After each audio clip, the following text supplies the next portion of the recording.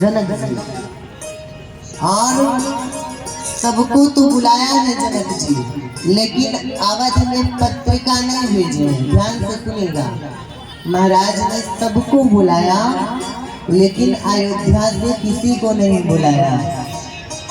ध्यान से सुनोगे तभी समझ में आएगा भैया। आज जनक जी ने सबको बुलाया, अयोध्या क्यों नहीं बुलाया, अयोध्या में क्यों नहीं भेजे पत्र? क्योंकि एक बार महाराज जनक अपनी पुष्प वाटिका में बैठ करके कुछ अप्सराएं नृत्य कर रहे थे, तो वो देख रहे थे, उनकी गायन को सुन रहे थे। तभी महाराज जब ये जनक जी वहां पर देख रहे थे तो एक संत का आगमन हुआ, संत समागम हुआ, वहाँ संत महात्मा आए। लेकिन महाराज जनक इतना ज्यादा प्रसन्न थे कि वो अपने बाग में बैठे हैं और उत्सव का आनंद ले रहे हैं। कुछ होता है ना ऐसे, वो अपने में ही खोए हुए, इतनी सुंदर उनकी पुष्प वाटिका थी, हरे भरे पत्ते, सुंदर सुंदर लताएं चढ़ी हुई थी। संतों को क्रोध आया। संतों ने कहा, जिस पुष्प वाटिका में बैठ करके इतना आप भूल गए कि संतों का आदर नहीं कर सकते, अपने में ही आप इतना बिजी हैं। आज मैं श्राप देता हूँ कि ये जितनी लता पता हरी भरी है सब सूख जाएगी और इसको पुनः वापिस हरा भरा करने के लिए जो ऐसा व्यक्ति होगा जो अपने धर्म पे होगा, पति धर्म पे होगा, सती धर्म पे होगा, वो जब इसमें कच्चे घड़े से जल डाल देगा तो एक आपकी पुष्प वाटिका फिर वैसे हरी भरी होगी, नहीं तो नहीं होगी। इतना कह करके संत महात्मा चले गए। और जब चले गए भैया तो जनक जी की पुष्प वाटिका जो थी वो बिल्कुल कुमिला गई, ऐसा लग रहा है कि सूख गए, पत्ते मुरझा गए। अब महाराज जनक बड़े परेशान, पुष्प वाटिका जहाँ पे हरा भरा रहता है बड़ी आनंद ही आनंद। महाराज जनक बड़े परेशान हो गए, बड़े परेशान, बड़े। अब महाराज ने कहा, ऐसी कौन सी देवी है कि जो अपने पति धर्म पे हो, पतिव्रत धर्म पे हो, कि हमारे पुष्प वाटिका में कच्चे घड़े से कुआं से जल निकाल करके कच्चे सूत्र से डाल देंगे तो हरी भरी हो जाएगा। महाराज ने सब कई देवियों को बुलाया, लेकिन जब माताएं आती कच्चे घड़े में कच्चा सूत्र बांधती और कुआं में डालती तो कुआं में घड़ा जाता, जब डूबता तो गल जाता, पानी आता ही नहीं, फूट जाता। अब अवध में भी जा गया संदेश महाराज दशरथ के पास। दशरथ जी के पास जब संदेश गया तो मैया कौशल्या थी। कौशल्या जी से महाराज बोले, आपको जाना है और जा करके जनक जी के वहाँ ऐसा कार्य करना है, कच्चे घड़े में कच्चे सूत्र से पानी निकालना है। माँ बोली, ठीक है, आपकी आज्ञा शिरोधार्य। महाराज इतने में राजा दशरथ जी की मैया कौशल्या की एक दासी आई।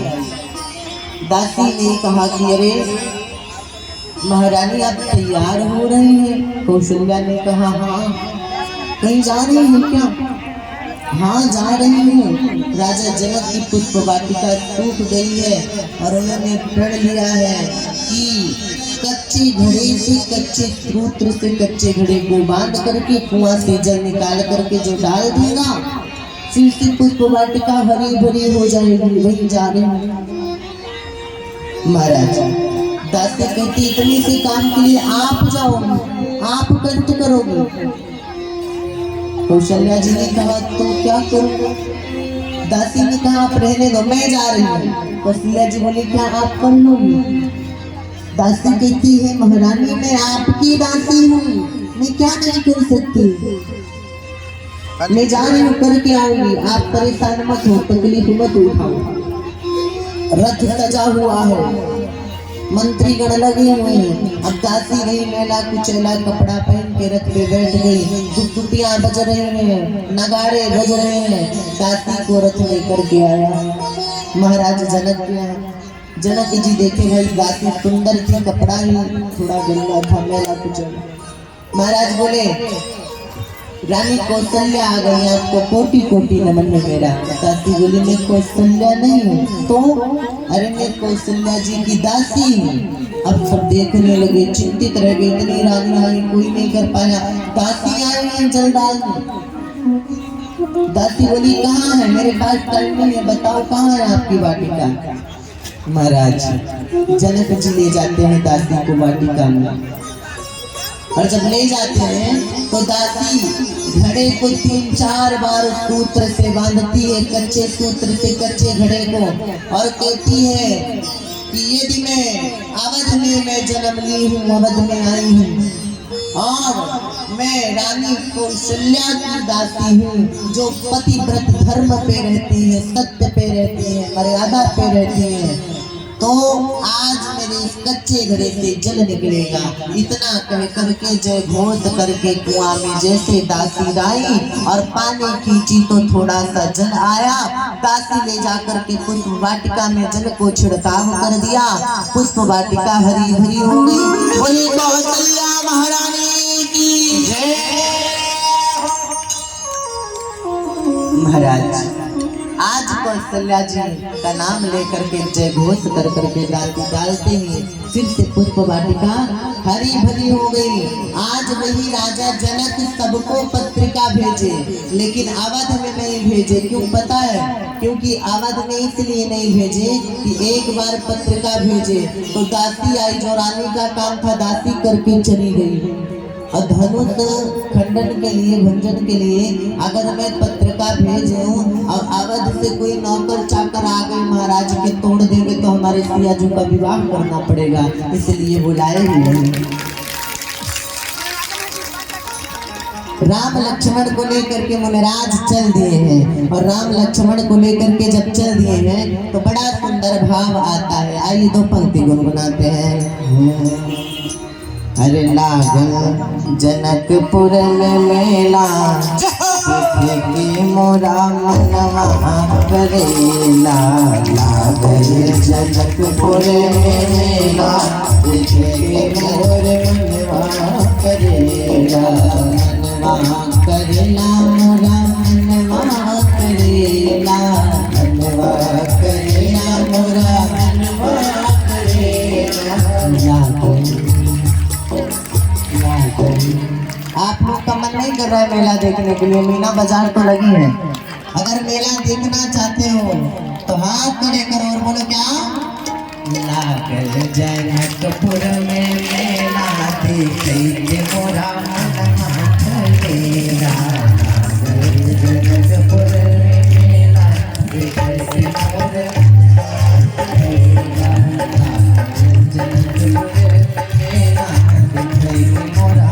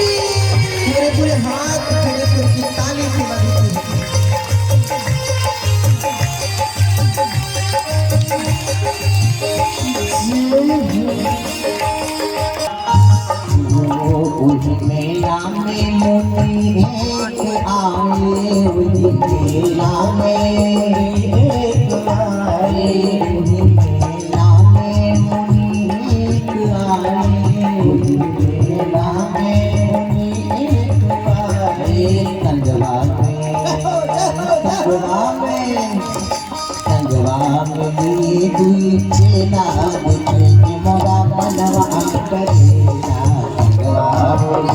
दुई चेला देखे के मोरा मनवा हरि बोल श्री सीताराम महाराज की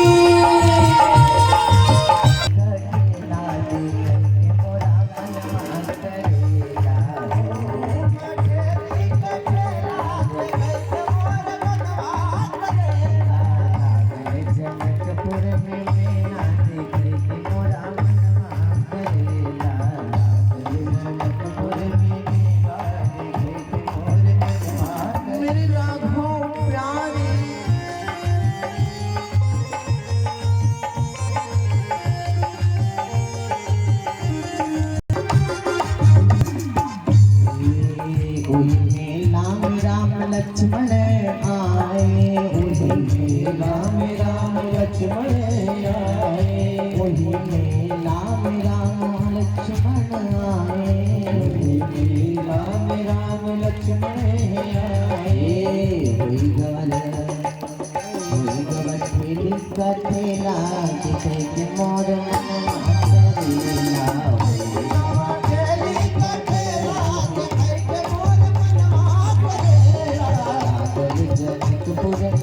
देखे के मोरा करेला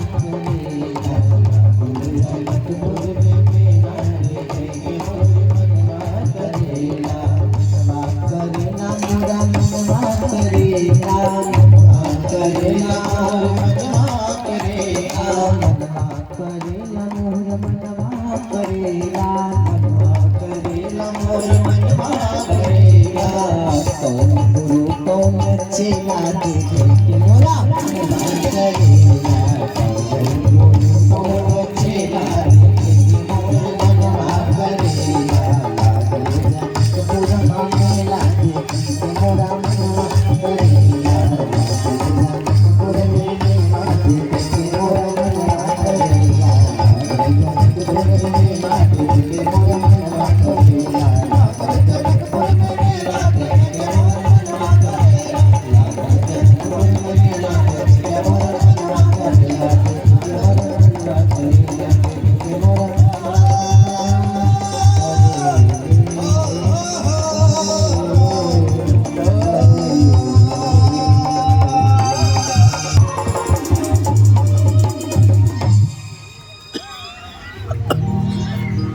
वही मेला में मुनि आई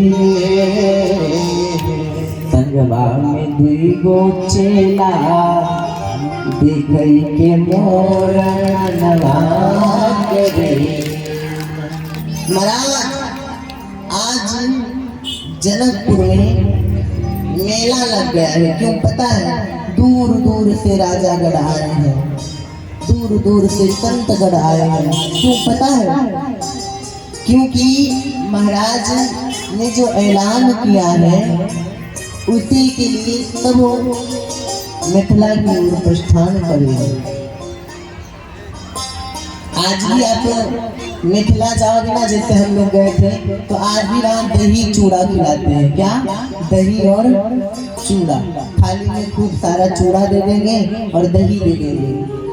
तो वहाँ का रिवाज बहुत ही अच्छा आज भी है। आज भी वहाँ लकड़ी के मकान का। अब जब वशिष्ठ जी